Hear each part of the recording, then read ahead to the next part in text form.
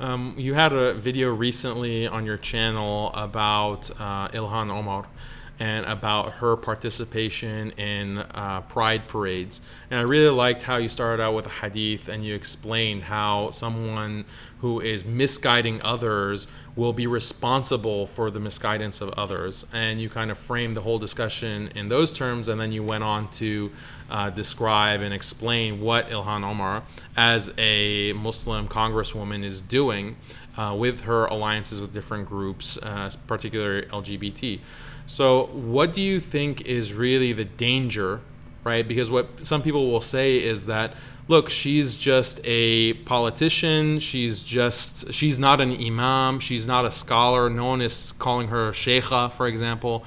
So she's just representing her constituents, and we don't need to be worried, about her alliances or her marching in pride parades. She's just doing her stuff, and it doesn't have an effect on the Muslim community. What do you think is the impact to Muslims because of behavior like that from Ilhan or from other Muslim politicians?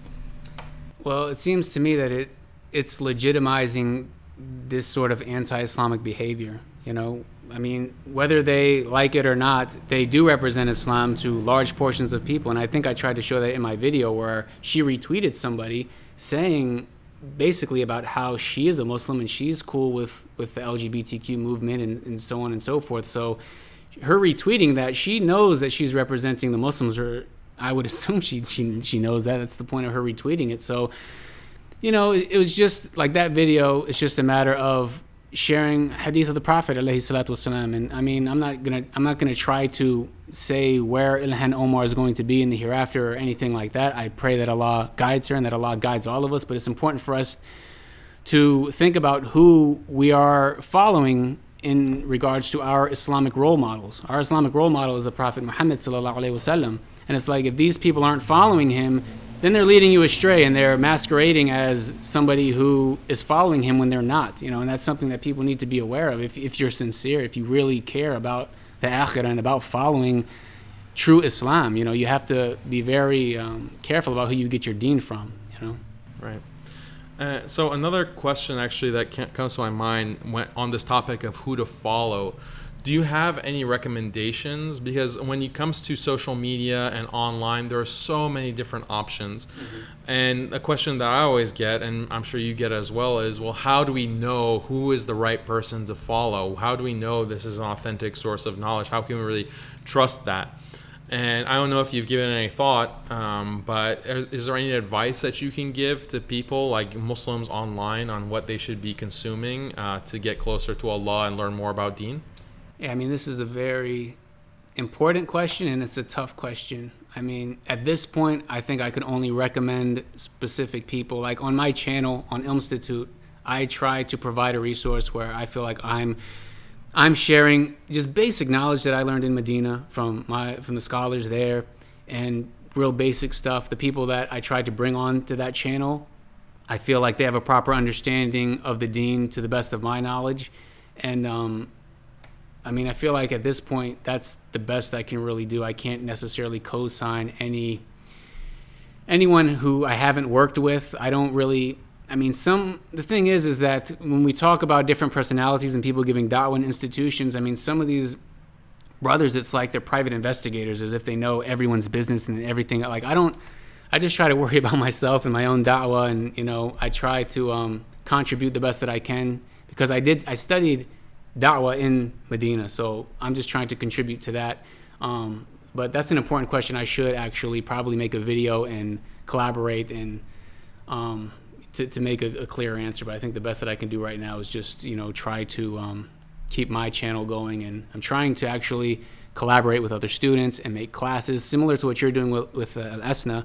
I would like to do the same thing and have people who studied, Sharia in Medina, have them teach, fiqh classes and things of that nature, so that, people do feel like they have a resource of trustworthy individuals, because there are people who have knowledge, they've graduated, they've gotten PhDs and master's degrees and so on and so forth.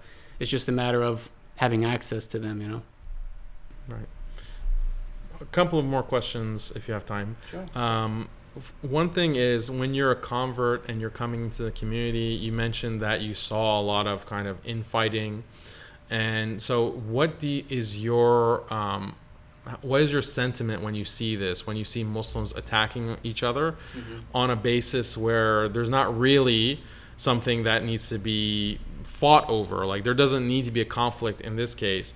But then people will say that if you or I or whoever criticizes Ilhan Omar, or criticize some of these politicians, or criticizes a certain group, that we're creating division, we're creating fitna, we're causing that same kind of negative attitude and kind of denunciation, and so we shouldn't do that. What would you say to that?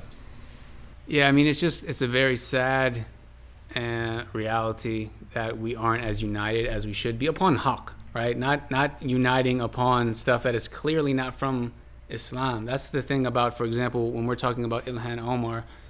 I mean, may Allah guide her. I don't want to come across as this harsh person who but it's like she's very clearly doing things that goes against Islam. I mean, I don't understand why people would hate you or me for pointing that out. It seems very important, you know what I mean?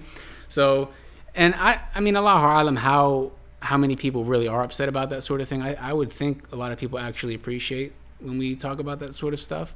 But as for the other infighting that is really just, there's this cultish fighting that goes on with boycotting, and like, if you're not part of our group and follow our sheikh, like, we're gonna boycott you. And I was just telling you a story about how, somebody's wife and like children boycotted him for like 2 years, and like a sheikh heard about it and he didn't believe it. He was like, so it's just, I mean, what can you do, akhi? I mean, it's very clear that the brotherhood in Islam is like, you should, part of your iman is loving for your brother what you love for yourself. That's part of your iman in Allah. So it's like, it's just very clear, the brotherhood. And I think it's pretty easy to see when you find somebody who has high iman and they treat you with that love and brotherhood for the sake of Allah, that there's nothing like that, So, I mean, may Allah guide all of us to increase in brotherhood. And it's like, we just have to, it's just the dunya, you just have to be patient and do our best, Yeah, I mean,